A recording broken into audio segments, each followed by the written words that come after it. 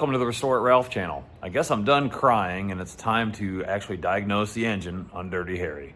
About a week ago, Dirty Harry developed an engine noise, and I thought it was valve train, then I thought it was lower end knock. It still could be either one. So before I start tearing apart, I really want to investigate it and do some diagnosis before I pull this thing apart. One of the more concerning things that I heard was a gallop in the RPM when I was cranking it over. So I've got the fuel pump disabled. I'm going to crank this thing over and see what it sounds like.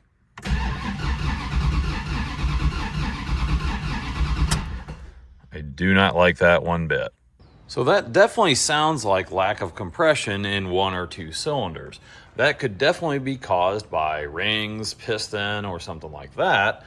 But it also could be caused by a valve train issue. If the intake valve is not opening, then it's not gonna bring in any air to compress. Either way, it's gonna have to come apart and get cleaned up. I mean, if a cam lobe went flat, that means metal's everywhere. So whether it's upper end or lower end, this engine is gonna have to come apart. So I've got an oil diagnostic kit. This is going to collect a sample of the engine oil. I'm gonna ship it off and see what is in it. That way I can see if it's actual like iron steel based like camshaft, or if it's bearing material. That'll help with some of the diagnosis before we tear it apart. I could not get a good draw with a vacuum pump, so I put the plugs back in Dirty Harry and gonna start it up, move it back a little bit, and take a sample. This is our Diplomat oil. That is lots of metal. That is not good. One of the first tests I'm going to do on this car is a relative compression check using my mini little Pico scope. This is not a $5,000 scope, it's a $150 scope, and then a amp clamp. So what I'm going to do is compare the number one injector firing signal with the pulses created from the compression. This is what it sounds like. It's got a big old gallop in it.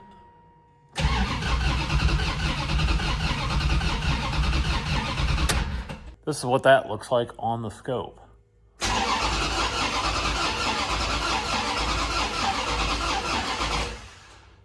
I've got the red channel hooked up to the number one injector and the blue channel hooked up to starter amperage draw. There should be 8 spikes on the blue channel in between the red trigger events, indicating 8 cylinders compressing. We only have 6. It would be much easier to use the coil as the trigger for this, but since I use the injector, it's going to take a little bit to figure out which cylinder is low on compression. The injector sprays on the intake stroke, so the piston's going to be at top dead center, intake valve opening. The companion cylinder for number one is 6, so that's going to be at the compression stroke right before the firing event. We then plug in the firing order to see which cylinders are doing their job and which ones are not.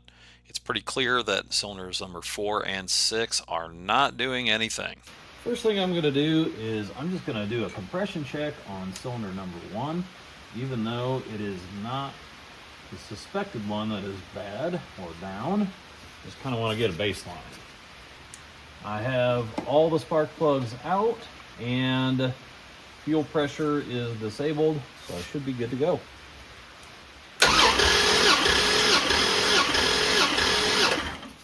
Just about 160 PSI on that one, so pretty decent.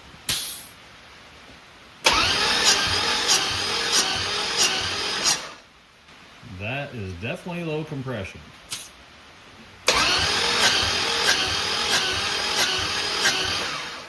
Number 4 and number 6 cylinder are definitely off of the 150 PSI benchmark. So yeah, that's not good. Let's find out why. Here we are a couple weeks later, had a finished and then broken Dakota in the meantime.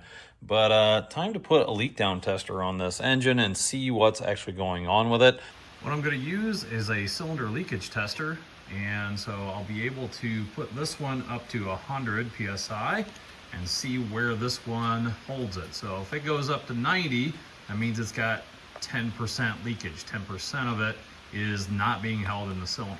I'm going to see not only how much is being leaked out, which is a lot, I'm sure, by compression, but I can also tell where it's coming from and therefore diagnose what is the problem in this engine. So I've got the number 5 spark plug out. I've got my leak down tester hooked up. I think it's a top dead center with both valves shut, but we'll find out. If not, I'll rotate it one revolution at the crank and get it where it should be.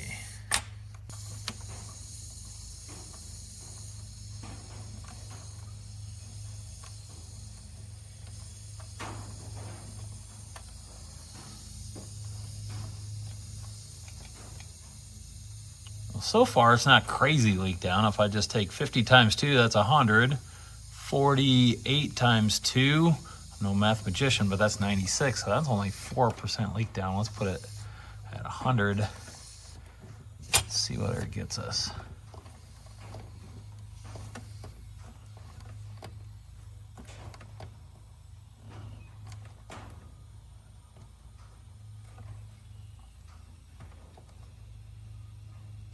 All right, that cylinder looks pretty darn healthy. That's like 5% leakage, and this is a cold engine. That's something coming through there, but only 5%. I'd call that good by most accounts.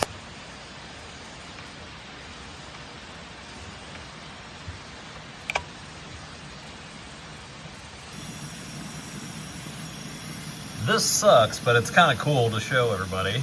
So I've got 100 PSI here, and 75% of what I'm putting in that cylinder is leaking out.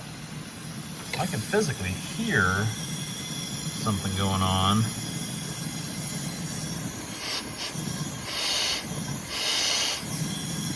So if I put air in this cylinder and it's coming out this cylinder, I think I've got a head gasket blown between cylinders. That right there looks like a very bad head gasket. Possibly, man, I don't know if I damaged the head or not. Doesn't look great. That is definitely not good. Yeah, so this thing definitely needs head gaskets. Hopefully the heads and block are okay. Hoping my camshaft's in good shape, and this is why I have no or bad compression. That would be a good thing, because I really want to use that over again.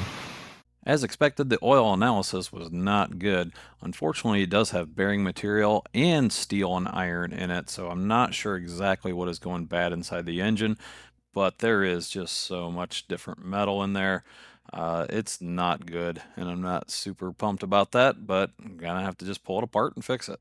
I think I'm looking at number 1 lifters right now, and they don't look terrible. Cam lobe is not wiped off of that one. This guy right in between these two lifters might be the number 2 exhaust. And I'm trying to see this. This is pretty tough. Can't tell. Now that is probably the number 2 intake lobe. And that doesn't look bad from what I can see there.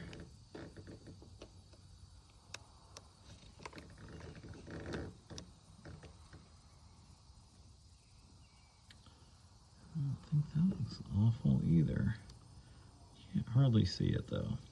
Well, I think that's enough diagnosis on Dirty Harry's engine. It's got to come out, and I knew that anyways. But I feel a little bit better about certain things. I do not think my camshaft is wiped out, and so I can use that in my next build. I do think, well, I'm pretty sure that the head gasket is blown between number 4 and number 6. So that explains my low compression, which is okay, because a head gasket is not a big deal.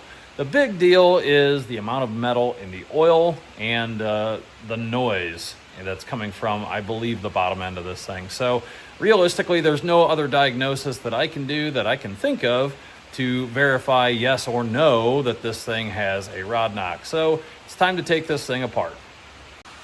I am going to put the plugs back in this thing so it'll start and run, so I can move it out of the shop so I can paint this one. I got to get this thing done before I dig into Dirty Harry again. I've been putting it off for years now. That's going to do it for this video. As always, thanks for watching the Restore It Ralph channel, and don't forget to like, comment, and subscribe.